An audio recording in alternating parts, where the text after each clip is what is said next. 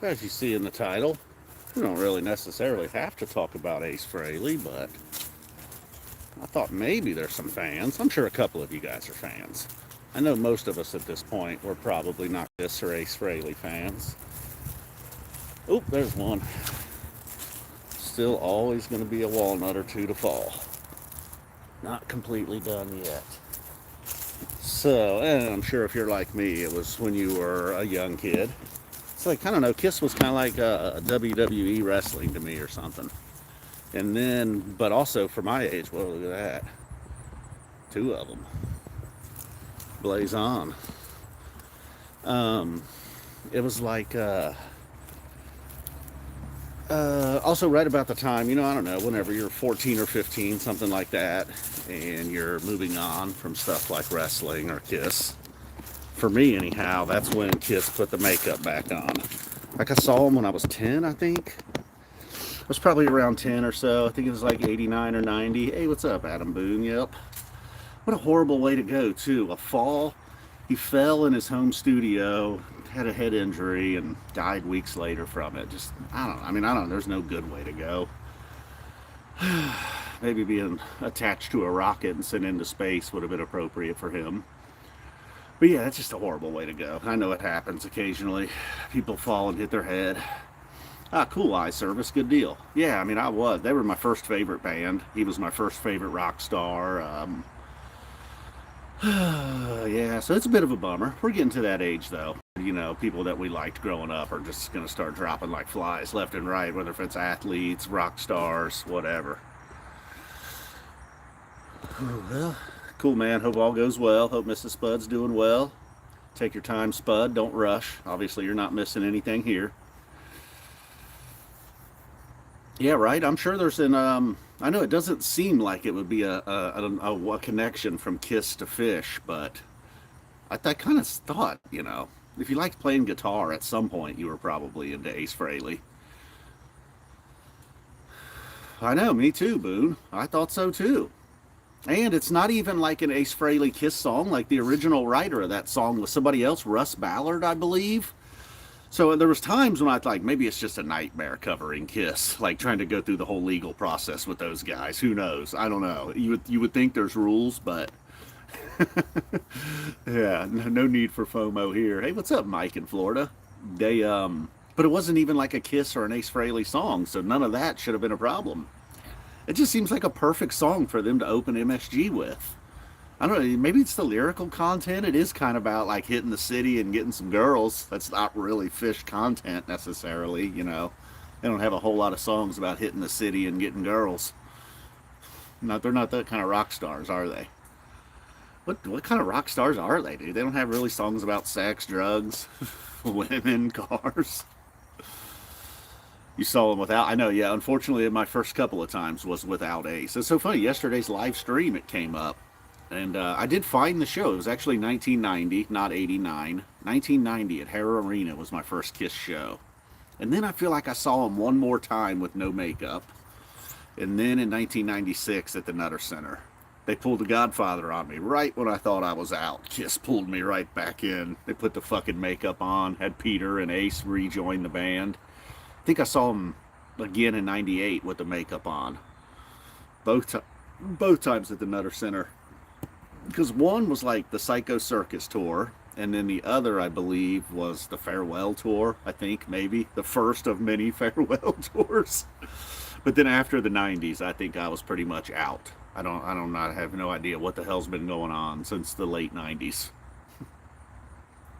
Which is also, within a year or two of that was when I really started getting into Fish during the hiatus. Although really from like 1990 to 96, I probably wasn't real into Kiss either.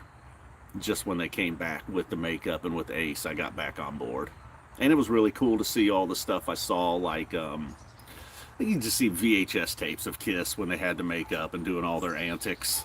Ace having his guitar flying around the arena. I think he even had some, maybe it was later in his career, he had some customized guitar. It would like spit out lights based on the tempo of the song. Not very gimmicky at all, Kiss. Hey, what's up, Rob? I think he's kind of credited with designing that logo, the very noticeable Kiss logo. which they'll probably sue you if you try to use it. I think they're finally done, though, right? I remember one time, maybe 10 years ago or so, hearing Gene say that just because him and Paul are done doesn't mean that Kiss would have to be done. That Kiss could continue on with 4, like, no original members. Yeah, I wasn't really into anything. They came back around, I would say, from like 96 through 96, 97, 98. I was just into going to live shows. It didn't matter. I went and saw Dishwalla, Better Than Ezra. I never saw Pantera. I feel like I saw Pantera, but I did not. They actually came to Dayton a whole bunch in the mid to late 90s, but I never saw them. Saw Kiss, and then I saw a whole bunch of the classic rock bands that were around it, like The Who was touring. Some version of Skynyrd was touring. I think I saw Robbie Krieger from The Doors. I think I saw Ray Manzarek from The Doors. I was just into going to live shows in general, including Phish at Polaris in '99. That would have been just like, yeah, I go to live shows. I like music, I guess. I heard it's fun. I heard it's a party. Went and saw Jethro Tull in those years. And then during the hiatus somehow, it was Bonnaroo. It was the first Bonnaroo that really I became hooked on more like jam music, I guess. I thought Widespread Panic was great that week. Claypool was there with his kind of jam band. Obviously all the big ones at the time, Mo, String Cheese, Disco Biscuits. Trey was there, Phil Lesh and Friends. Yeah, it was really. I remember Robbie being very good, man. Obviously it wasn't a Doors concert, but the guy he had doing vocals was very good. Oh shit! I bet Pantera would have been a scary pit. You know what? I did actually see Pantera once, and it was opening for Ozzy, the Black Sabbath, when Black Sabbath did their reunion in '97ish, I guess, where they had Bill Ward and Ozzy and the whole band. And Pantera actually opened up for them. Deftones and Pantera. Deftones, who were like nobodies at the time, I guess went on to be a pretty big band. I did not like Pantera, though. I was there to see Black Sabbath. And I remember right about the time I was about to lose it and be like, oh my god, I fucking hate Pantera. Would they just shut up? Their lead singer was like, he must have sensed it from the crowd that people were ready for Black Sabbath. And he basically grabbed the mic and was like, I'm never going to shut the fuck up. I don't know if people were telling him to, but he told a little anecdote about how they don't open for anybody. But when you get a call from Ozzy, most likely Sharon, you say yes.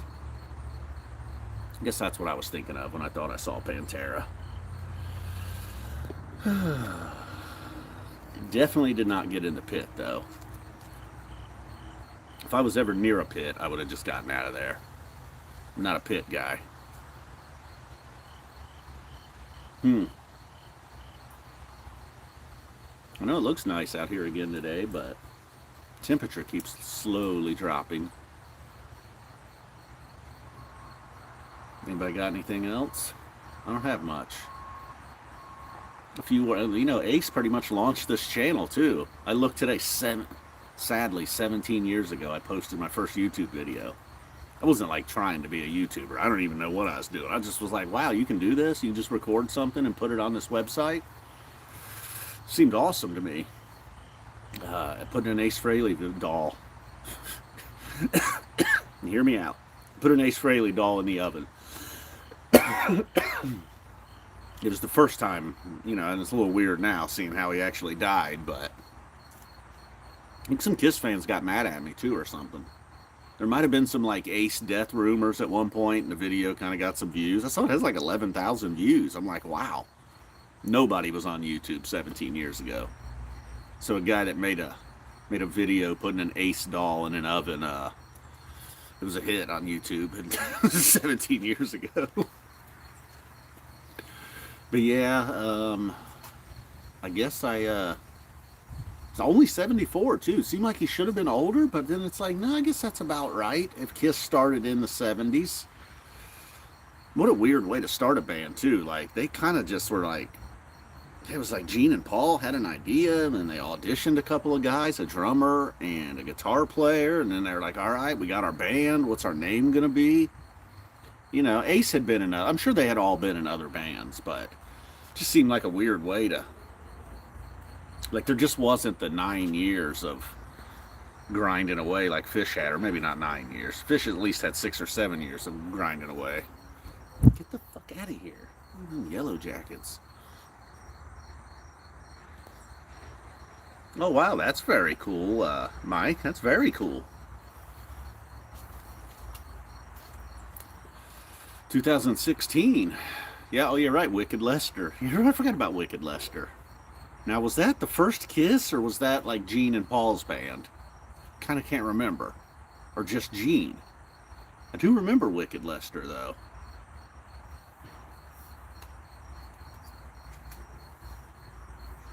Boy, I get the idea by putting the makeup on, too. They were not, and this is coming from a Frank Zappa fan, they were not, how do I put this, attractive men. How else to put it, man? There were some ugly fucking dudes, right? I mean, my God.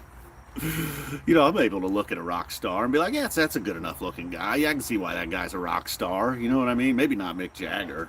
I mean, there's some rock stars I'm like, Look, Jim Morrison, for example. I could look at Jim Morrison and be like, yeah, I get why ladies like that guy. You know, the dudes in Zeppelin, obviously. Roger Daltrey. But the guys in Kiss. No, you know that I think about it, man, a lot of bands had a lot of ugly dudes. Pete Townsend was no looker.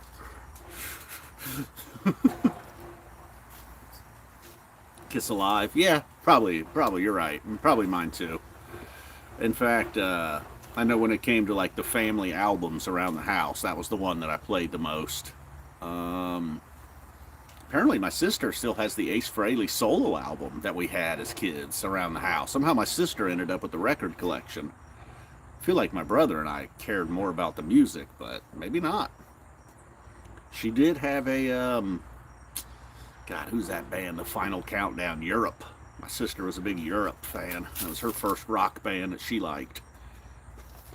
I know, I always wanted to go up on stage and say that at a Fish concert. I want to be like the MC at the beginning of the night. And I'd probably get sued by Kiss, but I would say that. You wanted the best, you got the best. The hottest band in the land. Fish. I guarantee a Kiss copyrighted that little saying, though, right?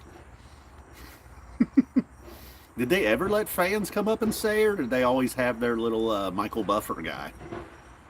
What's going on back there?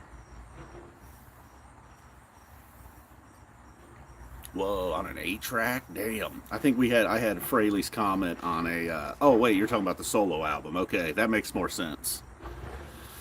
I was thinking his actual, once he left the band and started Frehley's comment. Hey, what's going on, Nolan? Not too much. Talking Kiss, believe it or not, of all things. I know, New York Groove is a great song. We were talking earlier, I can't believe Fish has never covered that at MSG. Not even at the Baker's Dozen. 13 nights. I don't know. Seems like an easy enough song to learn. They could, I don't know. They could each take a verse. I don't know. Controversial lyrical content.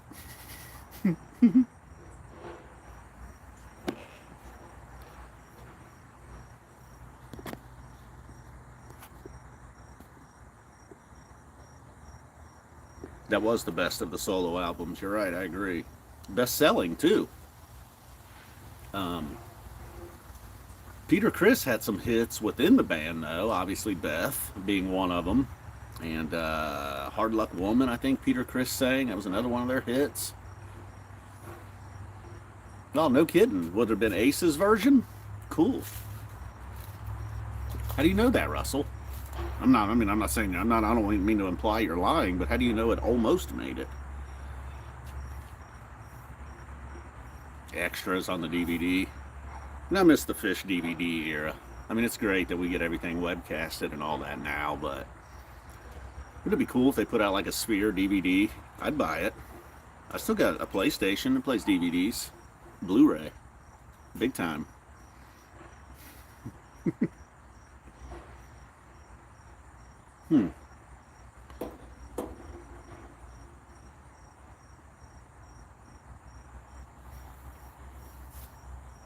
Can't believe Cashew, the neighbor's cat, hasn't showed up.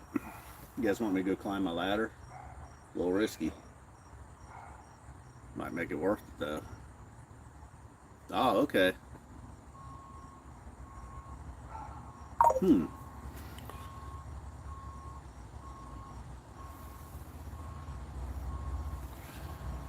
The final tour.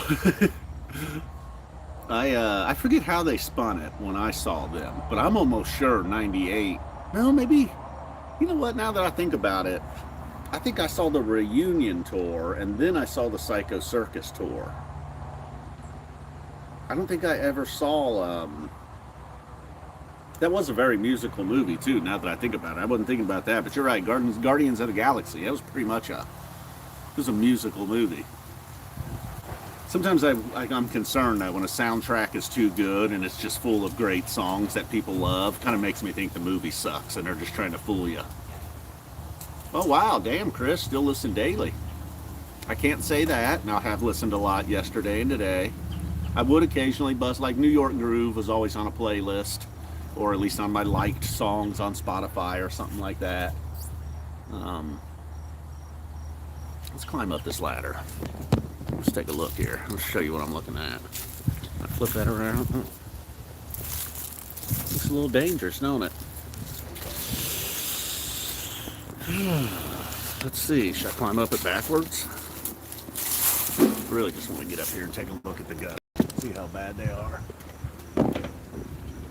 One step at a time. This is not very cool. I just figured, man, if I'm speaking of falls and hitting your heads, Jesus, maybe I shouldn't be doing this. Oh yeah, the gutters are full. Son of a... Ah, shit. Well, I did a little preemptive strike on them the other day, or a couple weeks ago now, I guess it was. And dude, I live in such a safe neighborhood. I've left this ladder out here for like 3 weeks, and no one has come and stolen it. They probably think it's a setup. You know, I mean, we do have a camera right there, but little do they know it doesn't even work. Let's go take a walk around. We'll blow this popcorn stand soon. I'm glad some people show. Hey, what's up, Dan Z? I'm glad some Ace appreciators showed up. Oh, I think, was it the Isabella night? That's about all I could say. Didn't they play Isabella in Chicago? Was it maybe night 2? You just asked me what was my favorite set list in Chicago. I think it was the night they played Isabella. I'd have to take a look again, but...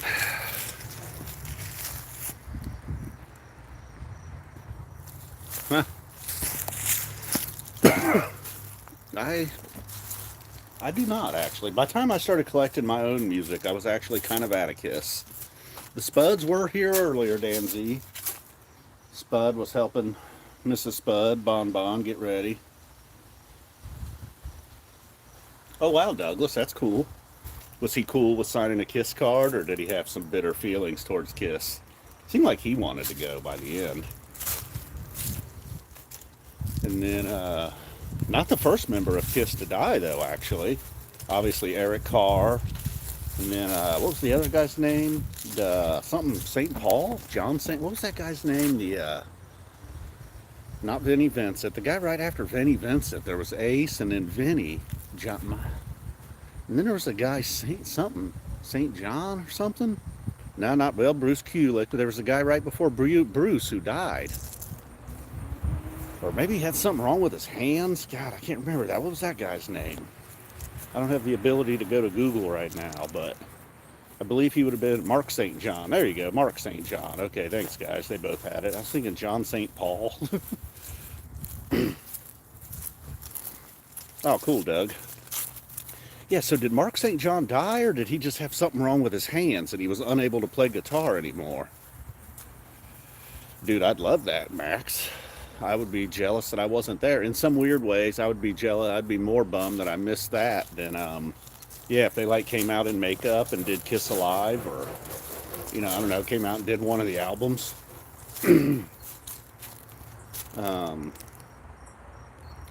So yeah, not the first member of Kiss to die. Eric Carr was a bummer too. He was a really good drummer, actually underrated drummer for Kiss. Other drummers a little underrated. Even Peter Criss.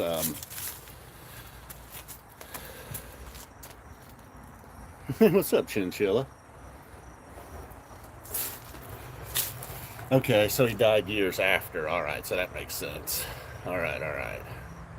Okay, Michael. Ace got you started. Trey kept you going. No pit stops with John Mayer. I'm just kidding. That wouldn't even make sense, actually. Oh, okay, Chris. Okay, okay. It just took a while. It wasn't immediate. Thanks, Chris. I love it when people here in the chat with info. Um, yeah. Vinny Vincent, another guy. Ooh, the weird looking fella. I agree, Mike. Yeah, that would be killer. Even if not New Year's Eve. You're right. It wouldn't have to be New Year's Eve. It could be Halloween. That would even make more sense. What am I talking about? What was the running time on Kiss Alive, I wonder? Could they run all the way through Kiss Alive? I mean, there might have to be some strong negotiations with Gene and Paul. Infamously stingy with their music. I'm just kidding. I don't even know if that's true. It's just, yeah, obviously, Kiss has always been accused of trying to milk every single penny out of their fans. I mean, I think it all culminated with the Kiss coffin. Then I remember Gene one time in an interview, probably, I don't know, 15, 20 years ago. He's like, what am I supposed to do? Wake up one day and just decide I don't want to make money anymore? I was like, all right, I guess that's a fair look at it. You know, as I've been sitting here the last couple of days streaming, I'm starting to notice all these problems. I got this like insulation stuff around my AC line, and it has really deteriorated. Oh, Dan Z, they could definitely do that. Wow. Look at all this. You gotta replace all this, man. This is crazy. When I moved in, this stuff here was good enough to not replace, but then this stuff here, the newer, was me. You're kidding me. Dimebag went down in a Kiss casket? I mean, huh. Well, that has to be the most famous case. Yeah, Jim Sharkey, same here. Mine was, turns out it was 1990 at Hara Arena in Dayton, the Hot in the Shade tour. My biggest takeaway from that was I was either like 9 or 10 years old, something like that, and my dad let me go to the bathroom by myself. And I just remember being a little scared. And then I remember like coming back around that corner, like you're leaving the lobby area. There's the concession stands and the bathrooms, and you walk through that tunnel back to the show. And there was just like thousands of people, man. I didn't think I'd ever find them. Dad of the year. I told my mom about that shit too. I was like, Dad, let me go to the bathroom by myself. She was not happy. First time I ever saw boobs live. In person, lady ripped her shirt off, showed Kiss her tits from, God, we must have been several hundred feet away. There's no way the band saw her, I don't think. I did, though.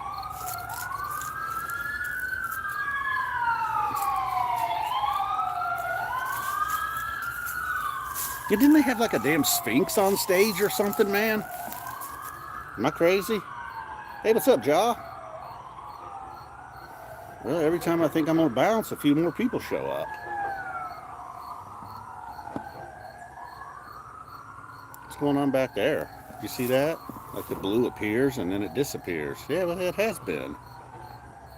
I thought so, Dan. That's pretty wild. I wonder if there's some video footage of that. Probably wouldn't be very good video footage, would it, at this point? Oh, nice. Seeing Billy in a couple weeks. Cool. Where at? I don't know why. Once I started listening to King Gizzard, I kind of quit listening to Billy. It's just like I only have time for a couple of bands. Especially bands that, Wow, Chris. Huh. No way. See, I don't remember all that. I do remember there being a Sphinx, but I went back. I had to go back, Dan. I was saying earlier, by the time I got out of Fish and had like kind of moved on and was more into classic rock or grunge or whatever it was at the time. Oh, nice. I know, yeah. Giz playing so many live shows and it's all so accessible. Yeah, and then Fish go, right. I just have too much. So every time I knock on Goose, I like to say, well, look, I'm not a Goose hater. I just don't really have time for Goose. It's not that I'm some ultra busy guy. It's just, I love music, but man, I can't listen to music 7 hours a day. I still probably haven't recovered from the, guess it was in 2024 when I did the Fish and Gizzard back to back. I think maybe Fish was out west, Gizzard was in the east, so I watched and recapped the Gizzard show, and then as soon as I was done with that, Fish was starting, and then I watched and recapped Fish. So I did about nearly 6 hours of music that night, non-stop, on couch tour.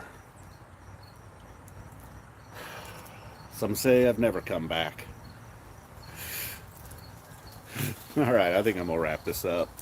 Thanks for stopping by. Thanks for talking to Ace. I'm glad there were some Ace fans. And, all right. Boom. Ah, cool, Chinchilla. I know it took me a while. I got to credit Trey and then my friend Joe.